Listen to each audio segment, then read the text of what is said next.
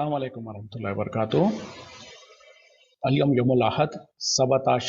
शाबान 1443 हिजरी। आज इतवार का दिन है, मार्च की 20 तारीख 2022। इंशाल्लाह अब हम अपनी कुरान क्लास शुरू करते हैं। आज हम सूरह माइदा आयत नंबर 99 से इंशाल्लाह शुरू करेंगे। बिस्मिल्लाहि वल्हम्दुलिल्लाहि वस्सलातु वस्सलाम अला अशरफिल अंबियाइ वल मुरसलीन अम्मा बाद फ़अऊज़ु बिल्लाहि मिनश शैतानिर रजीम रब्बिश्रह ली सदरी वयस्सिर ली अमरी वहलुल उक़दतम मिन लिसानी यफ़क़हू क़ौली रब्बी ज़िदनी इल्मा। अऊज़ु बिल्लाहि मिनश शैतानिर रजीम। मा अला रसूली, नहीं है रसूल पर, इल्लल बलाग, सिवाय पहुंचा देना। वल्लाहु यालमु, और अल्लाह ताला जानता है, मा तुबदूना, जो तुम जाहिर करते हो, वमा तक्तुमून, और जो तुम छिपाते हो। यानी हमारे रसूल पर तो सिर्फ पहुंचा देना है, खुला खुला पहुंचा देना है, और अल्लाह ताला जो सब बहुत अच्छी तरीके से जानता है जो कुछ तुम जाहिर करते हो और जो कुछ तुम छिपाते हो। यानी ये एक आम जनरल आयत है, लेकिन इसके अंदर अगर इंसान समझ ले तो बहुत ज़्यादा फिक्र की और उसको जो सो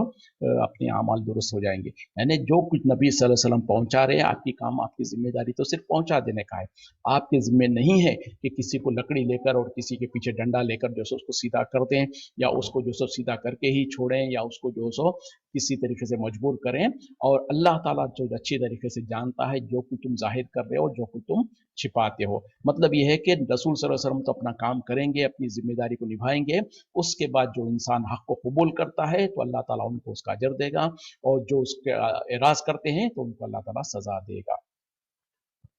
कुल कह दीजिए, ला यस्तविल खबीसु, बराबर नहीं नापाकी, और तय्यिबो, और पाकीज़ा चीज़, यानी बराबर नहीं है नापाक चीज़ें और पाक चीज़ें। वलो आजबका, अगरचे कि आपको कितना ही भला लगता हो, कसरतुल खबीसी, नापाक की कसरत, फत्तकुल्लाह, पस तुम डरते रहो अल्लाह से, या उलिल अलबाबी, ए अकल वालो, लअल्लकुम तुफलिहून, ताकि तुम कामयाब हो जाओ। यानी नापाक चीज़ें और पाक चीज़ें दोनों बराबर नहीं हैं। अगरचे कि तुम्हें जो सो नापाक की कसरत जो है सब तुम्हें भली भी लगती हो, और अल्लाह से तुम डरते रहो या अकल वालो, ताकि तुम कामयाब हो जाओ। मतलब क्या है इसका, ये भी जनरल आयत है, इसमें कुछ भी फिट हो सकता है। या तो अशिया भी फिट हो सकते हैं, या फिर इंसानों में भी हो। इंसानों में नापाक कौन होंगे? मुशरिकीन और कुफार वगैरह नापाक होंगे, और पाक कौन होंगे? मोमिन और ईमान वाले होंगे। उसी तरीके से खाने पीने की चीज़ों में गंदगी और वो नापाक चीज़ें क्या है? वो हराम चीज़ें जिसको अल्लाह ताला ने हराम किया, वो तमाम के तमाम नापाक है। और तय्यब और पाक चीज़ें कौन सी है? जिसको अल्लाह ताला ने हलाल किया है। तो इस तरीके से अल्लाह ताला ये कह रहे हैं कि अगरचे कि बहुत सारी कसरत से जो सो नापाक चीज़ें तुम्हें भली लगती हो, जैसे कि आज दुनिया में है, शराब लोगों को पसंद होती है, खिंजीर का गोश्त लोगों को जो सो अच्छा लगता है, उसी तरीके से जो सो और जो कुछ भी नापाक चीज़ें, हराम जानवर को जिसको हराम तरीके से ज़िबा किया गया हो, हलाल तरीके से ज़िबा नहीं किया गया हो, ये सारी आज देखें, आज वेस्ट वगैरह में क्या है, बोलते हैं कि जो हलाल किया जाता है उसको कहते हैं कि ये तो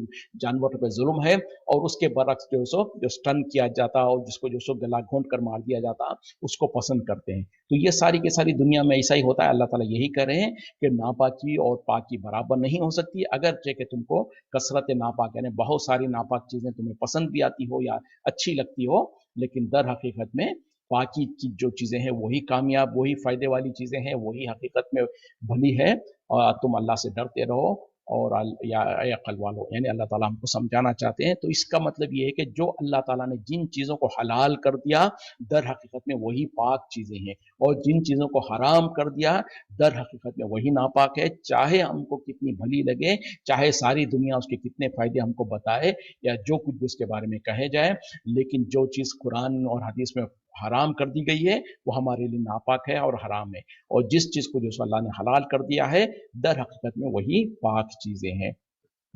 या अय्युहल्लज़ीना आमनू, ए ईमान वालो,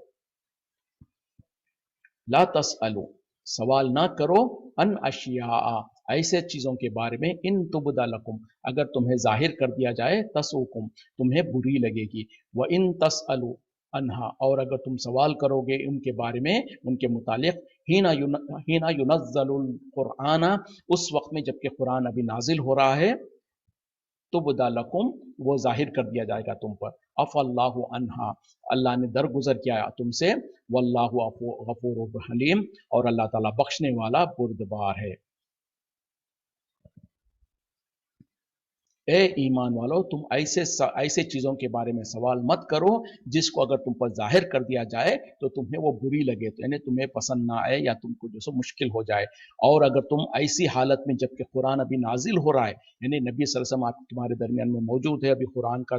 नुज़ुल का सिलसिला अभी चल रहा है, ऐसी सूरत में तुम अगर ऐसी चीजों के बारे में पूछ लोगे तो अल्लाह ताला तुम पर वो जाहिर कर देगा। और अल्लाह ताला ने जो पहले तुमने सवालात किए हैं, जो कुछ पहले गुजर गया उसको अल्लाह ताला ने माफ कर दिया, उसको दरगुजर कर दिया। और अल्लाह ताला बख्शने वाला बुर्दबार है। मतलब क्या है कि जब अभी नबी सल्लल्लाहु अलैहि वसल्लम मुसलमानों के दरमियान में मौजूद थे, कुरान का नुज़ुल का सिलसिला अभी चल रहा था, ऐसी हालतों में, ऐसी सूरत में अगर कोई इंसान किसी चीज के बारे में सवाल कर ले जिसका अगर जाहिर कर दिया जाए तो इंसान के लिए या तो मुशक्कत हो जाए, या उसके लिए दुश्वार हो जाए, या फिर वो इंसान को बुरा लगे, तो ऐसे सवालात करने से मना किया जा रहा है। नबी सल्लल्लाहु अलैहि वसल्लम ने भी सहाबा इकराम को कहा था कि ए लोगों, अक्सर कसरत सवाल से बचते रहो, क्योंकि नबी सल्लल्लाहु अलैहि वसल्लम को भी यही डर था कि खास तौर पे अगर लोग सवाल करेंगे तो अल्लाह ताला उस पर हुक्म नाजिल कर देगा, और हुक्म नाजिल कर देगा तो फिर लोगों के लिए मुश्किल हो जाएगी। तो इसीलिए लोगों को नबी सल्लल्लाहु अलैहि वसल्लम डराया करते थे, ए लोगों तुम कसरत सवाल से बचते रहो, क्योंकि पहली कौम में भी इसी पर हलाक हो गई, यानी जो अक्सर सवाल किया करते थे उसकी वजह से हलाकत हो गई। जैसे कि मिसाल के तौर पर बेहतरीन मिसाल क्या है, बनी इसराइल की है, जबकि हम सूरह बकरा में वो पढ़ चुके हैं, जबकि अल्लाह ताला की तरफ से हुक्म आया था कि एक गाय को ज़िबा करो। अब देखें, जब वो अगर अल्लाह का हुक्म मान लेते और किसी भी एक गाय को ज़िबा कर देते तो मामला ख़त्म हो जाता, हुक्म की पैरवी हो जाती। लेकिन जालिमों ने क्या किया, ये अपनी हठधर्मी की वजह से, अपनी शरारतों की वजह से उन लोगों ने सवाल पे सवाल करने लगे। पहले तो कहने लगे कि ए मूसा, क्या तुम हमसे मजाक करते हो? तो मूसा अलैहि सलाम ने कहा कि औज़ु बिल्लाह, मैं जाहिलों में से हो जाऊं। फिर जब उन लोगों ने देखा कि बात नहीं टल रही है, तो फिर कहा कि अल्लाह से तुम अपने रब से सवाल करके तो पूछो कि वो गाय कैसी होनी चाहिए। फिर अल्लाह ताला ने उसका जवाब दिया। फिर उन लोगों ने कहा कि उसका रंग कैसा होना चाहिए, फिर वो फलां कैसा होना चाहिए। जितने वो सवालात करते रहे उतना ही सख्ती होती गई। और नबी सल्लल्लाहु अलैहि वसल्लम ने कहा कि आखिर में उन लोगों ने थक के कहा, अगर ए मूसा, अगर तुम अब इस बार सवाल का जवाब लेकर आओ तो इंशाअल्लाह हम हिदायत पा जाएंगे। तो नबी सल्लल्लाहु अलैहि वसल्लम ने कहा कि अगर इंशाअल्लाह नहीं कहते तो क़यामत तक उनको वो गाय नहीं मिलती। तो मतलब क्या है कि जितना सवालात करते गए उतनी सख्तियां आती गई उनके ऊपर। तो इस वजह से भी नबी सल्लल्लाहु अलैहि वसल्लम ने सहाबा इकराम को ताकीद करते रहे, उनको कहा कि इस तरीके के सवालात मत करो जिसके वजह से तुम्हारे लिए मुसीबत आ जाए। लेकिन ये खास उसी वक्त तक था जब तक कि नबी सल्लल्लाहु अलैहि वसल्लम बाहयात थे और वही का सिलसिला जारी था। उस वक्त तक ये सवालत करने से इस तरीके की, क्योंकि सवाल करने पर फिर कुछ आयत नाजिल हो जाएगी, और नाजिल हो गई तो फिर उन लोगों के लिए हो सकता है मुश्किल हो जाए। और अल्लाह ताला ने अपनी हिकमत के मुताबिक अगर किसी चीज़ का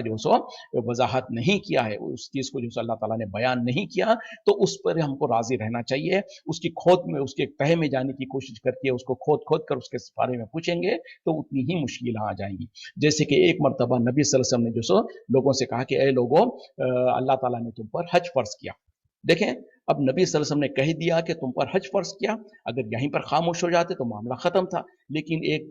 पुरजोश साहबी ने कहा, सवाल कर लिया, क्या रसूल सल्लल्लाहु अलैहि वसल्लम हर साल? तो आप सल्लल्लाहु अलैहि वसल्लम खामोश रहे। वो फिर पूछते रहे, फिर आप खामोश रहे। तीन तीन मरतबा उन्होंने सवाल किया, तीन मरतबा भी नबी सल्लल्लाहु अलैहि वसल्लम खामोश रहे। उसके बाद आपने नाराजगी का इजहार करके कहा कि अगर मैं कह देता कि हाँ तो तुम्हारे लिए फर्ज हो जाता और तुम इसकी इस्तिताअत नहीं रखते। तो देखें, नबी सल्लल्लाहु अलैहि वसल्लम से भी इस तरीके से जब सवालात करते थे तो आप अक्सर मरतबा खामोशी इख्तियार कर लेते थे। लेकिन कभी कभी कुछ इस तरीके से, इसीलिए अल्लाह ताला कह रहे हैं कि कभी अगर तुम ऐसे सवालात करोगे तो अल्लाह ताला फिर उसका जवाब देगा, उसके बारे में वो अपना फैसला दिखा देगा और अपना वो बताएगा कि क्या हलाल है क्या हराम है। तो फिर तुम्हारे लिए मुश्किल हो जाएगी, तुम उसके ऊपर अमल नहीं कर पाओगे। उसी तरीके से जो खास तौर पर अभी रमजान आने वाला है, उसमें जो हमारे पास वो दलील को लाया जाता है, वो देखें, बात निकली तो बता दूं मैं कि मतलब ये है कि खास तौर पे नबी सल्लल्लाहु अलैहि वसल्लम ने, कुछ जालिम ये कहते हैं कि नबी सल्लल्लाहु अलैहि वसल्लम ने बोले तरावी की नमाज जमात से पढ़ाई नहीं। कुछ कहते हैं कि भाई उन्होंने सिर्फ 3 रकात 3 दिन पढ़ाई, तो तुम हर क्या कहते हैं कि सारी रमजान क्यों पढ़ते हो। फिर कुछ लोग कहते हैं कि जब नबी सल्लल्लाहु अलैहि वसल्लम ने, उमर रज़ी अल्लाह ने कह दिया था कि नेमुल बिदा हाजी, कि कितनी अच्छी नई बिदत है, तो लोग कहने लगते हैं और इल्ज़ाम लगाते उमर रज़ी अल्लाह अन्हु के ऊपर कि देखो बोले उमर रज़ी अल्लाह अन्हु ने भी एक बिदअत को ईजाद किया था, तो लिहाजा बिदअतें अच्छी भी होती हैं, बुराई भी बुरी भी होती हैं, बिदअत सय्या भी होती है और बिदअत हसना भी होती है। इस तरीके से गुमराह करते हैं लोगों को। तो बहरहाल हकीकत जो है मैं आपको बता देता हूँ कि हुआ ये कि नबी सल्लल्लाहु अलैहि वसल्लम ने जो सो नबी सल्लल्लाहु अलैहि वसल्लम के लिए तो हर रात तहज्जुद पढ़ना आपके लिए जरूरी था, आपके ऊपर वाजिब था, और हर रात आप सल्लल्लाहु अलैहि वसल्लम पढ़ा करते थे तहज्जुद। तो आप क्या करते थे, वो अपने घर में, जैसे कि सूरह मुद्दस्सिर, सूरह मुज़म्मिल वगैरह में अल्लाह ताला ने उसके बयान भी किया है, तो जो सो अक्सर आप जो सो घर में ही पढ़ा करते थे, कभी कभी जो सो मस्जिद वगैरह में पढ़ लिया करते थे, तो कुछ सहाबा भी आपके साथ खड़े हो जाते थे। लेकिन साल भर आप जो सो घर के अंदर ही अपनी घर के अंदर जो सो तहज्जुद की नमाज पढ़ा करते थे। अब वो आखिरी रमज़ान जो आपका था, उस रमज़ान में नबी सल्लल्लाहु अलैहि वसल्लम ने एक मरतबा, गालिबन वो 21वीं रात थी या पता नहीं क्या है, उसके बारे में तफसीलात नहीं है, तो बहरहाल उस रात में नबी सल्लल्लाहु अलैहि वसल्लम घर से बाहर निकले, मस्जिद में तशरीफ लाए, और आपने जो सो आप जो सो नमाज पढ़ने लगे, तो सहाबा इकराम जिन्होंने आपको देखा वो आपके साथ नमाज में लग गए। तो आप जो सो तहज्जुद की नमाज पढ़े, बड़ी लंबी नमाज पढ़ाया आपने, उसके बाद में जो सो सहरी से थोड़ा पहले आप चले गए। तो उस दिन क्योंकि अक्सर लोगों को पता नहीं था, जिनको इल्म हुआ या जिन लोगों ने आपको देखा, वो आपके साथ नमाज में शामिल हो गए। अब दूसरे दिन सुबह जब लोगों को ये खबर मिली, तो दूसरी रात या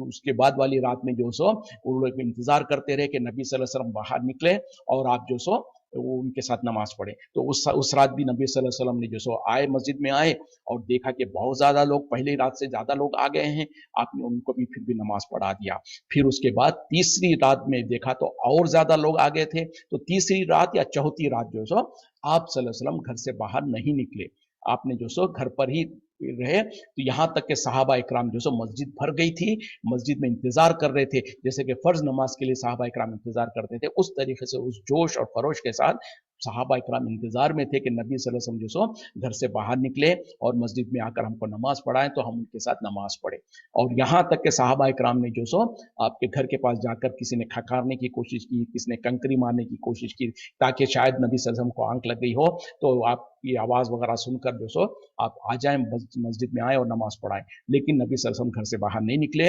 यहाँ तक कि फजर हो गई, और फजर की नमाज पढ़ने के बाद आपने लोगों को मुखातिब होकर कहा, ए लोगों, मैं अच्छी तरीके से सुन रहा था, मैं जान रहा था कि तुम्हारे जोश को और तुम्हारे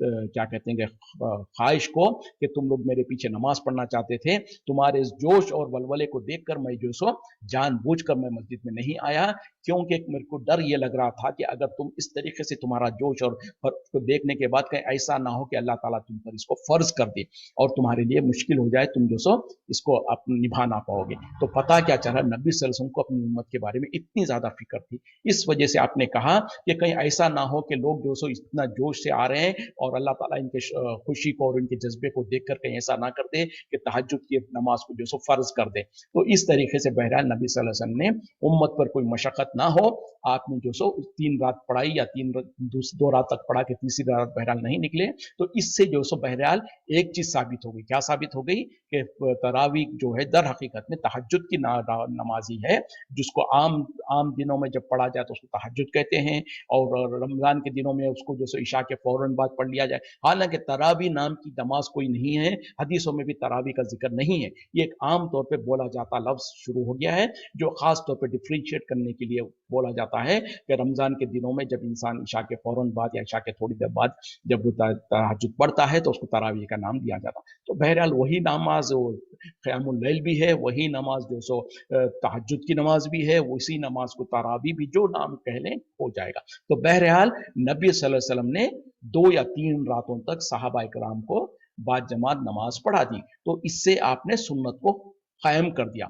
एक तरीका कायम कर दिया जो कि नबी का सुन्नत का तरीका था। उसके बाद आपने खुद जानबूझ के जो सो रोक गए ताकि कहीं ऐसा ना हो कि ये फर्ज हो जाए। अब नबी सल्लल्लाहु अलैहि वसल्लम की वफात के बाद हुआ क्या कि अबू बकर सिद्दीक रज़ियल्लाहु अन्हु का दौर खिलाफत आया। वो दौर खिलाफत सिर्फ 2 साल का था और उसमें बहुत सारे फितने वगैरह हो रहे थे। तो अबू बकर सिद्दीक रज़ियल्लाहु अन्हु ने उसके बारे में कोई अहकाम नहीं जारी किया। उसके बाद जब उमर रज़ियल्लाहु अन्हु का दौर खिलाफत आया, एक मरतबा आपने देखा कि जो सो लोग मस्जिद के अंदर रमजान के दिन थे और रात के वक्त में जो सो آپ عمر رضی اللہ عنہ نے جب اپنی گشت کے لیے باہر نکلے تو دیکھا کہ مسجد کے اندر ایک جگہ پر ایک کوئی نماز پڑھا رہا ہے، اس کے پیچھے 2-3 لوگ نماز پڑھ رہے ہیں، دوسری جگہ پر کوئی اور ایک نماز پڑھا رہا ہے، اس کے پیچھے 10-15 لوگ نماز پڑھ رہے ہیں۔ پھر ہوتا کیا کہ اس کی نماز، اس کی قرات کو چھوڑ کر لوگ اس کے پاس چلے جاتے، اس کی قرات کو چھوڑ کر تیسرے کے پاس چلے جاتے۔ تو آپ نے جب یہ دیکھا کہ اچھا یہ کیوں کر رہے تھے صحابہ کرام، اگر یہ کہا جاتا ہے کہ عمر رضی اللہ عنہ نے نئی بدعت ایجاد کی، لیکن حالانکہ اس حدیث میں یہ بات موجود ہے کہ عمر رضی اللہ عنہ نے جب دیکھا تو صحابہ اکرام جو سو ایک کے پیچھے 2-4 لوگ ہیں، دوسرے کے پیچھے 2-4 لوگ ہیں، اس طریقے سے نمازیں پڑھ رہے ہیں اور لوگ ایک دوسرے کے ادھر کے لوگ ادھر جا رہے ہیں۔ تو یہ جب مطلب کیا ہے کہ صحابہ اکرام کو بھی اس بات کا علم تھا کہ نبی صلی اللہ علیہ وسلم نے چونکہ پہلے ہم کو جماعت سے نماز پڑھا دی تھی، جماعت سے تراویح پڑھنا یہ جائز ہے، سنت کا طریقہ ہے، اگرچہ کہ نبی نے اس کو بعد میں اس سے رک گئے تھے۔ تو اس وجہ سے ہی صحابہ کرام بھی جو سو مسجد میں نماز پڑھ رہے تھے۔ لیکن عمر رضی اللہ عنہ نے جب دیکھا کہ لوگ جو سو اس طرح سے ٹکڑی ٹکڑی میں بٹ جا رہے ہیں اور ان کو یہ اندیشہ ہوا، کیونکہ وہ دور اندیش بھی تھے، انہوں نے سوچا کہ کہیں ایسا نہ ہو کہ ایک آدمی اچھے قرات پڑھ رہا ہے تو اس کے پیچھے لوگ جو سو 10-15 لوگ جمع ہو گئے، اس کے بعد کسی اور کے پاس جا رہے تو ان میں تعصب اور اس طریقے کی کوئی بات نہ آ جائے۔ انہوں نے جو سو ایک حکم جاری کر دیا، انہوں نے کہا کہ اگر آگے سے جو سو جو بھی انسان مسجد میں آ کر جماعت سے نماز پڑھنا چاہتا ہے یہ تہجد کی، تو اس کو چاہیے کہ ایک امام کے پیچھے سب اکٹھے ہو کر نماز پڑھے۔ اور غالباً انہوں نے جو سو ابی ابن کعب رضی اللہ عنہ کو جو سو مقرر کیا، جو کہ بہت اچھی طریقے سے قرآن پڑھا کرتے تھے اور خود نہیں پڑھتے تھے۔ دیکھیں اگر یہ فرض ہوتا جماعت سے پڑھنا تو وہ خود بھی آتے، بلکہ وہ خود امامت کرتے، نہ وہ خود پڑھتے تھے، بلکہ لوگوں کو کہا کہ جو کوئی جماعت سے پڑھنا چاہتا ہے ان کو چاہیے کہ وہ سب کے سب جو سو ابی ابن کعب رضی اللہ عنہ کے پیچھے پڑھے اور سب بنا کے پڑھے۔ آپ نے حکم دے دیا۔ کچھ دنوں کے بعد پھر ایک مرتبہ آپ جب جو سو اسی طریقے سے گشت کے لیے باہر نکلے تھے تو مسجد کے اندر داخل ہوئے اور دیکھا تو کیا ہے کہ سارے کے سارے لوگ ایک امام کے پیچھے پورے کے پورے سب باندھ کر اطمینان کے ساتھ نماز پڑھ رہے ہیں۔ جو پہلے جو حالت تھی کہ ٹکڑی ٹکڑی بن کے نمازیں جو پڑھ رہے تھے لوگ، کہ ایک کے پیچھے 2-4 لوگ، دوسرے کے پیچھے 3-4 لوگ، اور ایک جگہ پر جو سو 2-2 3-3 جماعتیں چل رہی ہیں، تو وہ ختم کر دی گئی اور سارے کے سارے لوگ ایک امام کے پیچھے اطمینان کے ساتھ بڑے اچھی طریقے سے جب نماز پڑھنے لگے تو جو سو عمر رضی اللہ عنہ نے خوشی کا اظہار کرتے ہوئے کہا کہ نعم البدع حاضی، کتنی ہی اچھی بدعت ہے یہ۔ مطلب کیا ہے کہ جو 2-4 دن پہلے جو لوگ ٹکڑی ٹکڑی میں نماز پڑھ رہے تھے اور مختلف طریقوں سے نماز پڑھ رہے تھے اور اس میں اندیشہ تھا کہ لوگوں میں اختلاف و ناراضگیاں ہوں، تو ان کے حکم کے مطابق جب لوگوں نے پورے مل کے ایک امام کے پیچھے نماز پڑھنا شروع کر دیے تو انہوں نے کہا کہ ایک اچھا طریقہ شروع ہو گیا ہے کہ جو کہ ایک نعم البدع آپ نے کہا، یعنی لفظی طور پر آپ نے کہا کہ ایک اچھا طریقہ، نیا اچھا طریقہ شروع ہوا۔ ہرگز ان کا مطلب یہ نہیں تھا کہ پہلے جو سو امام کے پیچھے نماز پڑھنا جائز نہیں تھا، میں نے اجازت کیا، ہرگز نہیں۔ انہوں نے جو سو صرف جو نبی صلی اللہ علیہ وسلم نے اس حدیث کو، سنت کو جو جاری کیا تھا، بعد میں منسوخ کر دی، خاموش ہو گئے تھے، اسی کو دوبارہ شروع کر دیا۔ اور شروع کرنے کا وجہ کیا تھی؟ کیونکہ اب قرآن کا نزول ختم ہو گیا تھا، نبی صلی اللہ علیہ وسلم ان کے درمیان میں موجود نہیں تھے، تو اللہ تعالیٰ اس کو فرض کرنے کا مسئلہ اور خطرہ ختم ہو گیا تھا۔ اس وجہ سے عمر رضی اللہ عنہ نے لوگوں کو جمع کیا اور کہا کہ بھئی ایک امام کے پیچھے پڑھا کرو۔ تو وہاں پر انہوں نے جو الفاظ اختیار کیا کہ نعم البدع حاضی، اس کو لوگوں نے، ہمارے برے مولویوں نے یہ کہنے کے لیے ثابت کر دیا کہ دیکھو بدعت 2 قسم کی ہوتی ہے، ایک اچھی بدعت بھی ہوتی ہے، ایک بری بدعت بھی ہوتی ہے۔ پھر مثال یہ دیتے ہیں، جبکہ نبی صلی اللہ علیہ وسلم کی حدیث کیا ہے؟ کل بدعت ضلالہ وکل ضلالۃ فی النار، ہر بدعت گمراہی ہے۔ تو کیا عمر رضی اللہ عنہ کو پتا نہیں تھا کہ ہر بدعت گمراہی ہے؟ اور کیا عمر رضی اللہ عنہ نبی صلی اللہ علیہ وسلم سے آگے بڑھ گئے کہ آپ نبی صلی اللہ علیہ وسلم تو کہیں کہ ہر بدعت گمراہی ہے، اور عمر رضی اللہ عنہ کہیں کہ نہیں نہیں، بولے بدعت 2 قسم کی ہوتی ہے، ایک اچھی بدعت ایک بری بدعت، جیسے کہ آج کل ہمارے مولوی لوگ کہتے ہیں۔ تو یہ بہرحال غلط وہ ہے، اپنی غلط بات کو صحیح کرنے کے لیے لوگوں نے اس طریقے کا معاملہ اختیار کیا ہے۔ تو بہرحال بات چلی تھی کہ نبی اللہ تعالیٰ جو سو لوگوں کو کہہ رہے ہیں کہ اے لوگو، اے ایمان والو، جب تک کہ تمہارے درمیان میں قرآن نازل ہو رہا ہے تم ایسے باتوں کے بارے میں سوال مت کرو جس کو تو اللہ تعالیٰ اگر ظاہر کر دے تو تمہارے لیے مشکل ہو جائے گی، تم اس کو پسند نہیں کرو گے۔ بس تم اللہ سے ڈرتے رہو اے عقل مندو، تاکہ تم کامیاب ہو جاؤ۔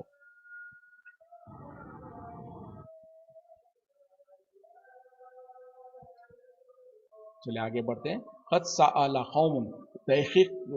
سوال کیا ایک قوم نے، من قبلکم، تم سے پہلے، ثم اصابہ،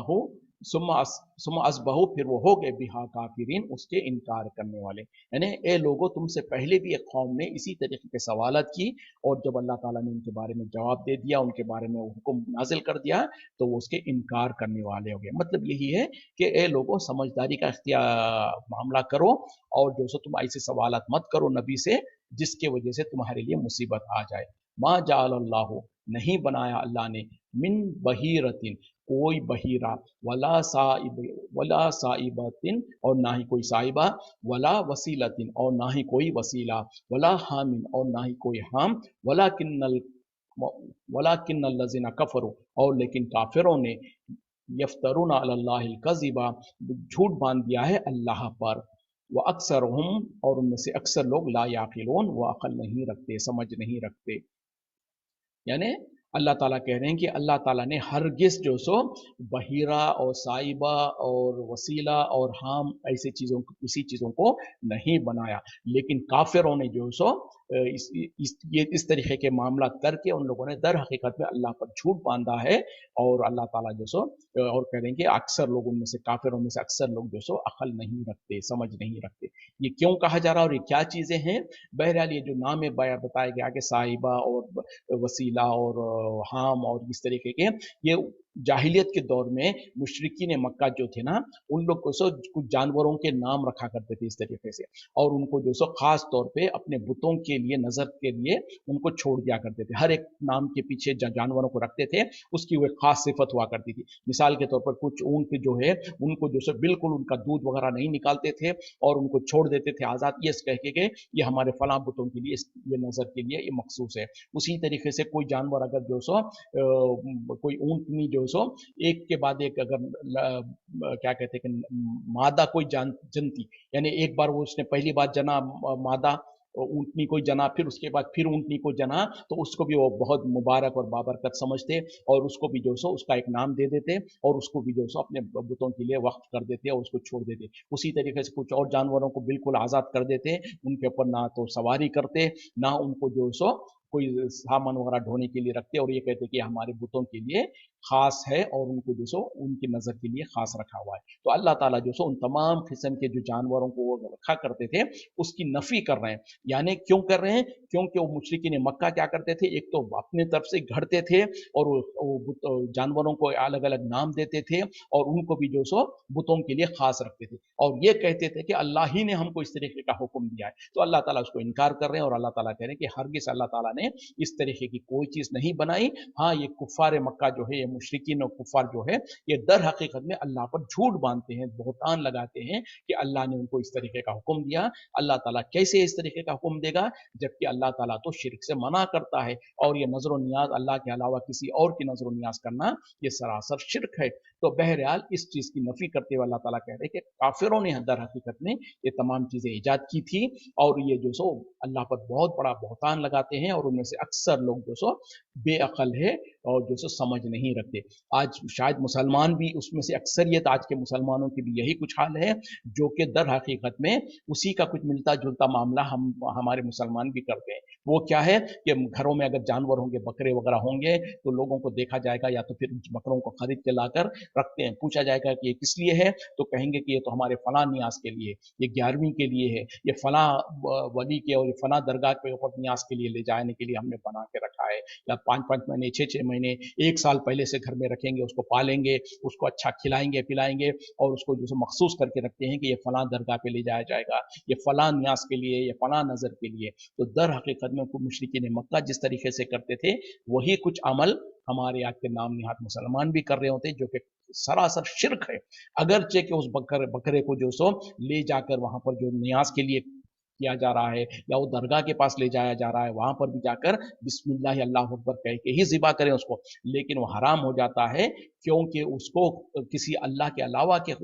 खुशनुदी के लिए, उनकी रजा के खातिर, उनके नज़र के तौर पर, उनके न्याज के तौर पर जिसको कुर्बान किया जाता है, तो वो जानवर वैसे ही हराम है, जैसे कि यहाँ पर अल्लाह ताला ने कहा कि ये वही साइबा और वसीला और हाम और इस तरीके के जो बनाते थे लोग, वो हकीकत में जो सो वो अपने तौर पर घड़ लेते थे, और वो सरासर जो कुफरिया और शिरकिया अमल था, जिसका अल्लाह ने उनको हुक्म नहीं दिया था। व इज़ा क़ील लहुम, और जब उनसे कहा जाता है तालो आओ इला मा अंजल अल्लाह, उसकी तरफ जो नाजिल किया अल्लाह ने, व इलर रसूली, और रसूल की तरफ, खालू वो कहते हैं हस्बुना हमारे लिए काफ़ी है, मा वजदना अलैहि जिस पर हमने पाया, आबा आना अपने बाप दादा को, अवलो काना आबा अगरचे कि उनके बाप दादा हो, ला यालमूना शयन नहीं समझते हो नहीं जानते हो कुछ, वला याहतदून और ना ही वो हिदायत याफ्ता हो। देखें, जब उन लोग जो इस तरीके के जानवरों को मखसूस करते थे नजर व नियाज के लिए, और उनको जब कहा जाता था कि तुम आओ उसकी तरफ जो अल्लाह ताला ने नाजिल किया है, और वो उसकी तरफ जो रसूल सल्लल्लाहु अलैहि वसल्लम तुमको बतलाते हैं और जो सो सिखाते हैं, तो वो कहते थे कि हमारे लिए तो काफ़ी है वही जिस पर हमने अपने बाप दादा को पाया। तो अल्लाह ताला कह रहे हैं कि अगरचे कि इनके बाप दादा किसी चीज़ की समझ नहीं रखते थे हो, और ना ही वो हिदायत याफ्ता थे हो, उसके बावजूद भी वो अपने बाप दादा के अकीदे पे चलेंगे, उनके तरीके पे चलेंगे। तो ये सवाल अल्लाह ताला उस ज़माने के मुशरिकीन को कर रहे हैं, जो कि इस तरीके से बुतों के सामने, बुतों के लिए ख़ास तौर पे जानवरों को मखसूस करते थे। अब आज का मुसलमान का हाल क्या है, वो भी इसी तरीके से करते हैं, ये फलां जानवर फलां नियाज के लिए, फलां बाबा के नियाज के लिए, फलां ये गौस आजम के नियाज के लिए, ये फलां 11वीं के लिए, ये फलां 12वीं के लिए, इस तरीके से करते हैं। और उनको भी जब हम बताते हैं कि देखो भाई, ये कुरान में इस तरीके से इसको शिर्क कहा गया है, नबी सल्लल्लाहु अलैहि वसल्लम ने इससे सख्त मना किया है, तो वहां से भी इसी तरीके का जवाब आता, कहते हैं कि हमारे लिए तो वही काफी है जो हम अपने बाप दादा को जिस पे करते हुए आए। आज भी लोगों को जब बताया जाता है तो ढिठाई के साथ वही कहते हैं, हंसते हैं और कहते हैं नहीं, बोले वो तो हमारे बाप दादा से चला हुआ आ रहा है ये सिलसिला, हम उसको कैसे खत्म करें, हम उसको कैसे छोड़ दें। तो अल्लाह ताला उनसे और पहले लोगों से भी यही सवाल कर रहा है कि अगर उनको अक्ल नहीं थी हो, अगर उनको हिदायत याफ्ता नहीं थे होंगे, उसके बावजूद भी तुम उनके तरीके पे चलोगे। हालांकि यही लोग जब दुनिया का मामला आता है, दुनिया में नए नए चीज़ों को जो अपनाने की जरूरत पड़ती है, तो वहां पर ये नहीं कहेंगे कि हमारे बाप दादा तो जो सो साइकिल चलाते थे हम भी साइकिल ही चलाएंगे, हमारे बाप दादा तो खेती बाड़ी करते थे हम भी खेती बाड़ी करेंगे, हमारे बाप दादा तो बैल बंडी पर चला करते थे और पैदल चला करते थे, हम भी बैल बंडी पे चला करेंगे। नहीं, आजकल तो जो सो आज वही इंसान जो सो दुनिया के मामले में तो मोबाइल फोन भी यूज करेगा, मोटरसाइकिल भी यूज करेगा, तमाम नए चीजों को ईजाद करेगा और नई चीजों को कबूल करेगा, लेकिन दीन के मामले में जब कहा जाए तो कह देते हैं कि बोले हमारे बाप दादा तो इसी तरीके से करते थे। तो दर हकीकत में ये अपने आप को धोखा दे रहे हैं और अल्लाह को धोखा देने की कोशिश कर रहे हैं। लेकिन अल्लाह ताला ने कुरान में तो हक वाजे कर दिया, नबी के जरिए से भी उसको वाजे कर दिया, और आज के दौर में भी लोग समझाने वाले समझाते हैं, उसके बावजूद भी अगर कोई नहीं समझता है तो वो अपना नुकसान खुद कर रहा है। बहरहाल लोगों को चाहिए कि जहां से भी हक आए, इसके बजाय कि हम ये कहें कि हमारे बाप दादा तो फला तरीके पे थे, वो तो ऐसा करते थे, ये हमारे लिए दलील नहीं है। दलील तो वही है जो कुरान और हदीस के मुताबिक है, तो उस दलील के ऊपर इंसान को चलना चाहिए। और अगर हमारे बाप दादा गलत भी थे तो अल्लाह ताला उनका मामला उनसे करेगा, हमसे उनके बारे में नहीं पूछेगा। और जो सो जो कुछ उन लोगों ने करके गया था वो हमारे लिए हरगिज दलील नहीं बन सकती है। तो बहरहाल हमको चाहिए कि हम हक बात को कबूल करें।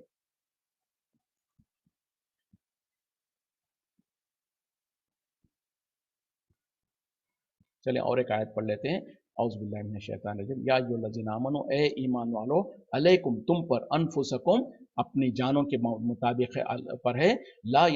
यसुकुम ला यजुर्रुकुम तुम्हें नुकसान नहीं पहुंचाएंगे, मन जल्ला जो कोई गुमराह हुआ, इजा इदा तदैतुम जबकि तुम हिदायत याफ्ता हो, हिदायत पे हो, इलल्लाहि मर्जियुकुम अल्लाह ही के तरफ तुम तमाम का लौटना है, जमीयन सब के सब, फयुनब्बियुकुम फिर वो तुम्हें जितला देगा, तुम्हें बतला देगा, बिमा कुंतुम तालमुन जो कुछ तुम बिमा कुंतुम तामलून जो कुछ तुम अमल करते थे। यानी ए ईमान वालों, तुम्हारे ऊपर तुम्हारे नफ्सों का हक है, या तुम्हारे नफ्सों के यानी जो कुछ तुम करोगे उसके जिम्मेदार तुम हो, और जो सो तुम्हें हरगिज कोई नुकसान नहीं पहुंचा सकते गुमराह लोग, अगरचे कि तुम हिदायत के ऊपर हो, और अल्लाह ही की तरफ तुम तमाम को लौट कर जाना है, फिर वो तुम तमाम को जितला देगा जो कुछ तुम अमल किया करते थे। यानी इसमें जो सो अल्लाह ताला ईमान वालों को एक दिलासा देना चाह रहे हैं, उनको समझाना चाह रहे हैं कि ए ईमान वालों, अगर तुम हक पर कायम रहोगे, हक के ऊपर मजबूती से कायम रहोगे, तो जो लोग गुमराह है, जो लोग गलत रास्ते पे भटके हुए हैं, वो तुम्हारा कुछ बिगाड़ नहीं पाएंगे। शर्त क्या है कि तुम जबकि तुम اپنی حق کے اوپر مضبوطی سے قائم رہو گے، اور یاد رکھو کہ اللہ کی طرف ہی تم تمام کو لوٹ کر جانا ہے، یعنی تم کو بھی اور وہ لوگ کو بھی جو گمراہی ہے دونوں کو، دونوں ہر طریقے کے لوگوں کو اللہ ہی کی طرف لوٹ کر جانا ہے، پھر وہ تم تمام کو جو سو بتلا دے گا جو کہ تم عمل کرتے تھے، یعنی دنیا میں جو حق نیک عمل کرتا تھا اس کو بھی اللہ تعالیٰ اس کا بھرپور اجر دے گا، اور جو برائی پر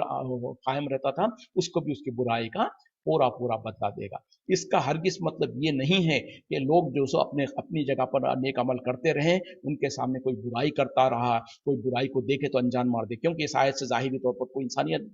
نتیجہ نکال سکتا ہے کہ اللہ تعالیٰ ہم کو کہہ رہا ہے کہ مائنڈ یور اون بزنس، تم اپنی کام کرتے رہو، دوسرے لوگ جو سو کسی بھی طریقے پر ہو تم ان کی فکر مت کرو، اللہ تعالیٰ تمہاری حفاظت کرے گا۔ اس کا ویسا مطلب نہیں ہے، مطلب یہ ہے کہ اگر، اور کیوں کہ جبکہ انسان کو دوسری طرف اللہ تعالیٰ نے کہا ہے کہ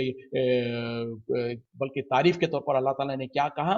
کنتم خیر امۃ اخرجت للناس تأمرون بالمعروف وتنہون عن المنکر، تم بہترین امت ہو جو لوگوں کے لیے نکالی گئی ہو، تم لوگوں کو نیکی کا حکم دیتے ہو، برائی سے روکتے ہو۔ تو عام طور پہ مسلمانوں کے لیے ضروری اور لازم ہے کہ جب کبھی بھی کسی برائی کو دیکھے تو اس کو اچھی انداز سے جو سو لوگوں کو برائی سے روکے اور نیکی کا حکم کرے۔ اسی طریقے سے حدیث میں نبی صلی اللہ علیہ وسلم نے کیا کہا ہے کہ تم میں سے جو کوئی کسی برائی کو دیکھے اور اس کے پاس استطاعت ہو تو ہاتھ سے اس کو روکے، اگر ہاتھ سے روکنے کی اس کے پاس طاقت نہیں ہے تو زبان سے روکے، اور اگر اس کی بھی استطاعت نہیں ہے تو کم از کم دل میں برا جانے، کیونکہ یہ سب سے ہلکا جو سو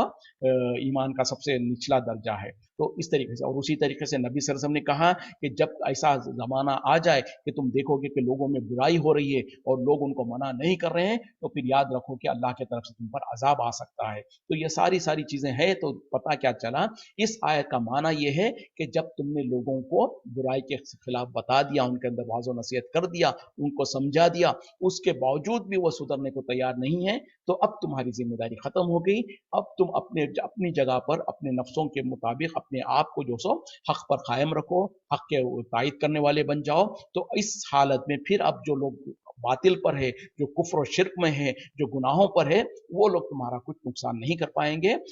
یہاں تک کہ تم حق پر قائم رہو گے۔ اور رہی بات کہ اللہ تعالیٰ تو اچھی طریقے سے دیکھ رہا ہے جو کچھ ہو رہا ہے، اور تم تمام کو جو سو اللہ ہی کی طرف لوٹ کر جانا ہے، اور اس وقت میں اللہ تعالیٰ تم تمام کے درمیان میں فیصلہ کر دے گا، جواب پورا کو پورا معاملہ حساب کر دے گا۔ کل ایک سوال جو آیا تھا اس کے اوپر میں تھوڑا سا بات کرنا چاہوں گا، اگرچہ کہ میں نے سوال کو صحیح سمجھا ہوں۔ مطلب سوال یہ تھا کہ اگر مثال کے طور پر ہم رمضان سے پہلے سے جو سو قرآن پڑھتے آ رہے ہیں، مثال کے طور پر رمضان شروع ہونے سے پہلے ہم نے 10 پارے قرآن پڑھ لیا ہے، اب رمضان شروع ہو گیا، اسی کو اگر ہم کنٹینیو کرتے رہے، باقی کے 20 پارے اگر ہم نے رمضان میں پڑھ لیے تو کیا اس کا ہم کو اجر ملے گا؟ تو دیکھیں، مثال کا اگر میں نے سوال یہی سمجھا ہے، یہی سمجھا صحیح سمجھا ہوں، تو اس کا جواب بہرحال یہ ہے کہ جو بھی اجر جب بھی آپ کریں گے اس کا اجر تو ملے گا، رمضان میں کریں گے تب بھی ملے گا، رمضان سے پہلے کریں گے تب بھی ملے گا۔ ہاں، فرق یہ ہوگا کہ جو بھی اعمال آپ رمضان میں کریں گے ان کے درجات بہت زیادہ بڑھا دیے جاتے ہیں، جیسے کہ کہا جاتا ہے کہ نفل کا